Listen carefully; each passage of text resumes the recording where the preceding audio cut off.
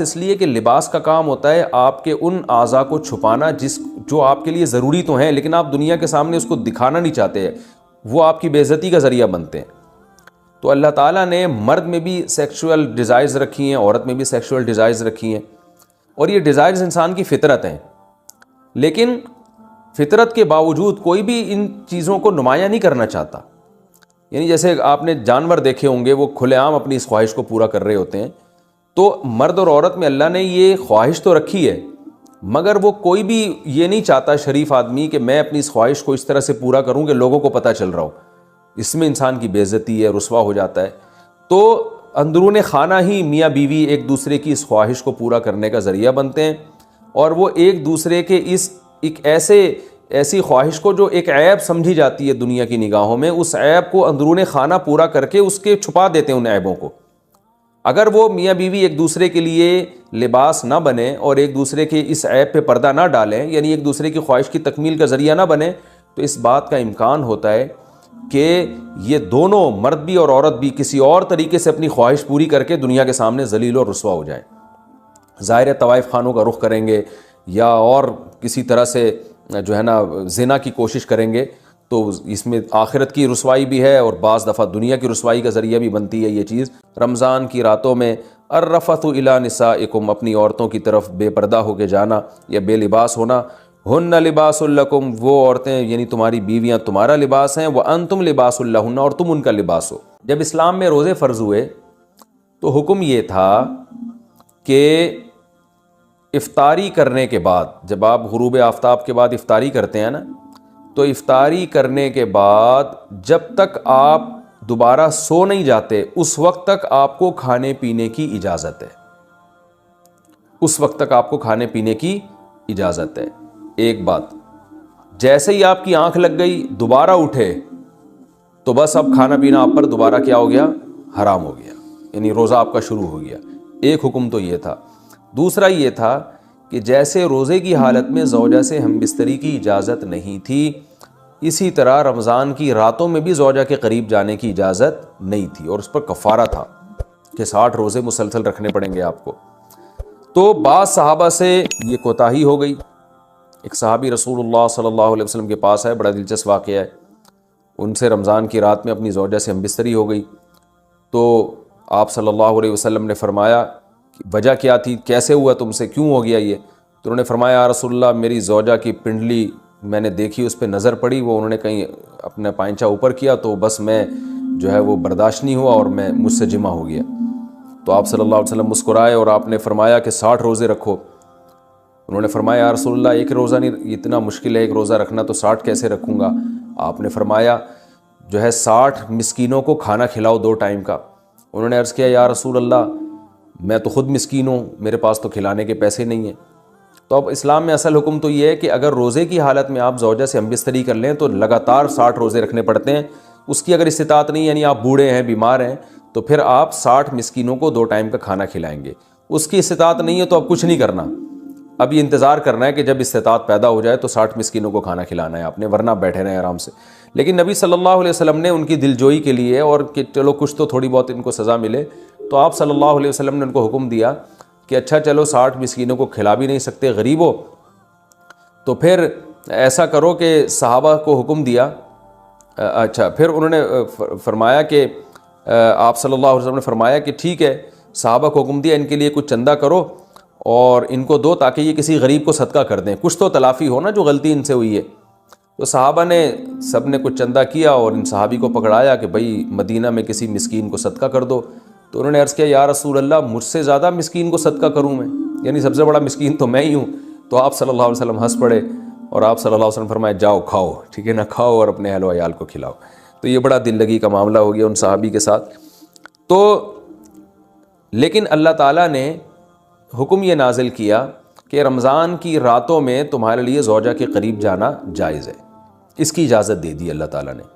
اور اس کی حکمت بھی بیان کی۔ علیم اللہ انکم کنتم تختانون انفسکم، اللہ جانتا ہے کہ تم اپنے ذات کے ساتھ خیانت کرو گے، یعنی خیانت ہی ہے نا، اللہ کے حکم کو توڑ دو گے۔ یہ حکم بہت مشکل ہے، اللہ کو پہلے سے پتہ ہے کہ تم نہیں اس کو فالو کر سکتے، لہذا ہم نے تمہیں چھوٹ دے دی ہے۔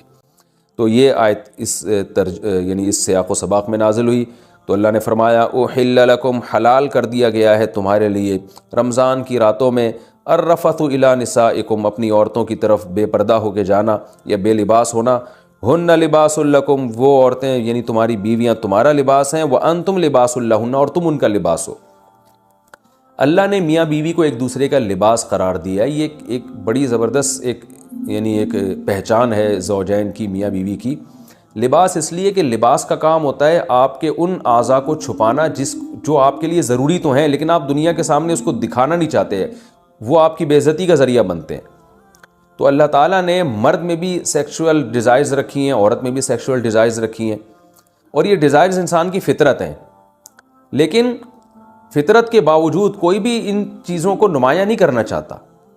یعنی جیسے آپ نے جانور دیکھے ہوں گے، وہ کھلے عام اپنی اس خواہش کو پورا کر رہے ہوتے ہیں، تو مرد اور عورت میں اللہ نے یہ خواہش تو رکھی ہے،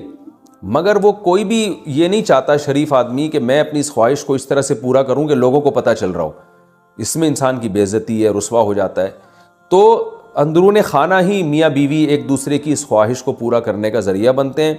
اور وہ ایک دوسرے کے ایک ایسی خواہش کو جو ایک عیب سمجھی جاتی ہے دنیا کی نگاہوں میں، اس عیب کو اندرون خانہ پورا کر کے اس کے چھپا دیتے ہیں ان عیبوں کو۔ اگر وہ میاں بیوی ایک دوسرے کے لیے لباس نہ بنے اور ایک دوسرے کے اس عیب پہ پردہ نہ ڈالیں، یعنی ایک دوسرے کی خواہش کی تکمیل کا ذریعہ نہ بنے، تو اس بات کا امکان ہوتا ہے کہ یہ دونوں مرد بھی اور عورت بھی کسی اور طریقے سے اپنی خواہش پوری کر کے دنیا کے سامنے ذلیل اور رسوا ہو جائیں۔ ظاہر ہے طوائف خانوں کا رخ کریں گے یا اور کسی طرح سے زنا کی کوشش کریں گے، تو اس میں آخرت کی رسوائی بھی ہے اور بعض دفعہ دنیا کی رسوائی کا ذریعہ بھی بنتی ہے یہ چیز۔ تو میاں بیوی اندرون خانہ ہی بند کمرے میں ایک دوسرے کی اس خواہش کو پورا کر کے ایک دوسرے کی خواہش پہ پردہ ڈال دیتے ہیں، بالکل جیسے لباس آپ کے جو جسم کے پوشیدہ اعضاء ہیں ان کو چھپا دیتا ہے۔ تو دو کام کرتا ہے لباس، ایک تو یہ کہ آپ کے جسم کے جو پوشیدہ اعضاء ہیں ان کو چھپا بھی دے گا، اور دوسرا لباس زینت کا کام بھی کرتا ہے، جب آپ لباس پہن کے باہر نکلتے ہیں تو اور اچھے بھی لگتے ہیں۔ تو اللہ تعالیٰ نے ایسا ایک انتظام کیا، میاں بیوی کو ایک دوسرے کے لیے ایسا بنایا کہ ایک دوسرے کی خواہش کو اندرون خانہ ہی یہ پورا بھی کر دیتے ہیں اور زینت کا ذریعہ بھی بنتے ہیں۔ جب میاں بیوی باہر نکلتے ہیں تو لوگ تعارف کروا رہے ہوتے ہیں نا، شادی شدہ آدمی ہے، پارکوں میں لکھا ہوتا ہے فیملی کے بغیر الاؤ نہیں، ان کو پتہ ہے جو فیملی کے بغیر ہوتا ہے وہ قابل عزت نہیں ہوتا، فیملی والا آدمی قابل عزت ہوتا ہے۔ تو وہ زینت کا ذریعہ بھی بنتے ہیں کہ بھائی شادی شدہ آدمی ہے، بال بچوں دار آدمی ہے، بال بچوں والا آدمی ہے، تو زینت اس لحاظ سے بھی کہ لوگوں کو اس سے خطرہ بھی کم ہوتا ہے، وہ ایسی اوباش لڑکوں جیسی حرکتیں بھی یعنی حرکتیں بھی نہیں کرتا، اور زنا سے بھی بچ جاتا ہے وہ، تو اس لحاظ سے بھی لوگوں کو اس سے خطرہ نہیں ہوتا۔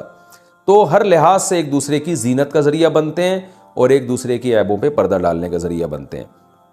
تو یہ ایک اللہ تعالیٰ نے پہچان کروائی ہے، اور اس میں اللہ نے عورت کا ذکر پہلے کیا، مرد کا بعد میں کیا، اس میں کیا حکمتیں ہیں، یہ ایک لمبا ٹاپک ہے، میں بیانات میں ذکر کر چکا ہوں، پھر تفسیر میں اس طرح کی باتیں ہوں گی تو بہت لمبی تفسیر ہو جائے گی۔ آگے اللہ نے فرمایا علیم اللہ انکم کنتم تختانون انفسکم، اللہ کو پتہ ہے تم اپنے نفس کے ساتھ خیانت کرو گے۔ خیانت کا مطلب جب اللہ کے حکم کو توڑو گے تو اپنے ساتھ ہی خیانت ہے نا یہ، تو اللہ کو پتہ ہے کہ تم اس حکم کو فالو نہیں کر سکتے، یعنی رمضان کی راتوں میں بھی ہم پابندی لگا دیں تو پورا مہینہ زوجہ سے دور رہنا تمہارے لیے بڑا مشکل ہو جائے گا، اس لیے اللہ نے حکم دے دیا فتاب علیکم، اللہ تم پر متوجہ ہوا، وعفا عنکم، اور جو کوتاہی تم میں سے ہو چکی ہے، ان صحابی سے کوتاہی ہوئی تھی اللہ نے معاف کر دی، فالآن، پس اب تمہیں اجازت ہے، باشروہن، ان سے تم ہم بستری کر سکتے ہو، یعنی رمضان کی راتوں میں، وابتغوا ما کتب اللہ لکم، اور وہ اولاد تلاش کرو، وہ چیز تلاش کرو جو اللہ نے لکھ دی ہے تمہارے لیے، یعنی اس سے مراد ہے اولاد۔ تو اب یعنی زوجہ کے قریب اس نیت سے جاؤ کہ تمہیں اولاد ملے۔ تو یہاں بھی کچھ باتیں، پہلی سوال یہ پیدا ہوتا ہے کہ جب اللہ نے اس حکم کو منسوخ ہی کرنا تھا، اللہ تعالیٰ نے رمضان کی راتوں میں زوجہ سے ہم بستری کی اجازت دینی ہی تھی، تو پھر پہلے پابندی کیوں لگائی جب منسوخ ہی کرنا تھا؟ تو مشرکین یہ اعتراضات کیا کرتے تھے کہ قرآن ایک بات پہ معاذ اللہ قائم کیوں نہیں رہتا، منسوخ کیوں کر دیتا ہے؟ اس کا مطلب ہے کہ یہ اللہ کا حکم نہیں ہے بلکہ یہ تو نبی نے اپنی طرف سے بنایا ہوا ہے، کیونکہ نبی جو ہے نا وہ حکم چینج کرتے رہتے ہیں۔ تو یاد رکھیں ایسا نہیں ہے، قرآن جب کسی حکم کو منسوخ کرتا ہے تو قرآن میں پہلے گزر چکا نا، ما ننسخ من آیت او ننسیھا ناتی بخیر منھا او مثلھا۔ بعض دفعہ حکمتیں ہوتی ہیں، اللہ کے علم میں تو یہ ہوتا ہے کہ میں نے اس حکم کو چینج کرنا ہے، لیکن اللہ تعالیٰ پہلے ایک حکم نازل کرتے ہیں یہ بتانے کے لیے کہ ہماری اصل منشا تو یہ تھی کہ یہ حکم نازل ہو، لیکن پریکٹیکلی کروایا گیا کہ تم کمزور ہو تو، اور کمزوری کی وجہ سے تم اس حکم کو فالو نہیں کر سکتے، تو اللہ کتنا غفور الرحیم ہے، اپنے اصل قانون کو چینج کر رہا ہے۔ تو اگر شروع ہی سے یہ حکم نازل ہوتا نا کہ رمضان کی رات میں زوجہ کے قریب جانے کی اجازت ہے، تو یہ جو اللہ کی ایک رحمت اپنے بندوں کے اوپر ہے، یہ رحمت نمایاں نہ ہوتی کہ اللہ اپنے بندوں، اللہ کی یعنی اللہ تعالیٰ نے بھی حکام میں لچک رکھی ہے، اور اپنے بندوں کے مزاج کی اور اپنے بندوں کے جو ہے وہ طبیعت کی اور ان کی طاقت اور قوت کو دیکھ کر اللہ نے حکام بنائے۔ اس کی مثال ایسے ہے جیسے 28ویں پارے میں آتا ہے کہ اللہ تعالیٰ نے صحابہ کرام کو حکم دیا تھا کہ جب نبی کے پاس جاؤ بات چیت کرنے کے لیے، آپ سے سرگوشی کرنے کے لیے، تو پہلے صدقہ کیا کرو۔ لیکن ابھی کسی صحابی نے صدقہ کیا ہی نہیں کہ اللہ نے حکم کو منسوخ کر دیا اور فرمایا کہ تمہارے لیے یہ حکم بہت شاق ہے، لہذا اب تمہیں اجازت ہے کہ بغیر صدقے کے نبی کے پاس چلے جاؤ۔ تو وہاں بھی علماء نے حکمت بیان کرتے ہیں کہ اللہ تعالیٰ اگر شروع سے